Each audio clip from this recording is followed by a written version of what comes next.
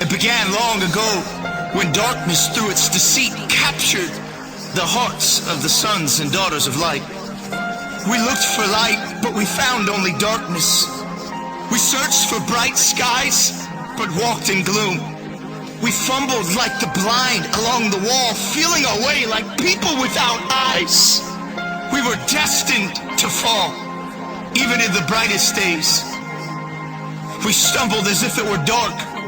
Among the living, we were like the dead. We looked for justice, but it never came.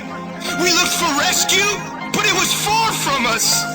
So he himself stepped in to save us with his strong arm and his justice to sustain him. He put on righteousness his armor, salvation his helmet. He clothed himself with a robe of vengeance and wrapped himself in a cloak of divine passion. He slipped out of his royal garments, left eternity to enter time, divinity to wrap himself in humanity. The sea of glass for the ocean of separation. He left peace and for the first time felt pain. Because the very hands that held the stars were now sentenced to wear my scars. It was love that purchased this traitor's heart.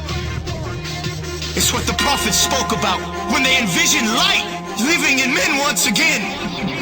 For this reason, I am legend, predestined for greatness, built for the final hour. I was born for this, with weapons in hand, armor in place. I now march to the beat of a different drum. I will break through battle lines that have been drawn by discouragement and despair. What more is left to be said? Time has met its end.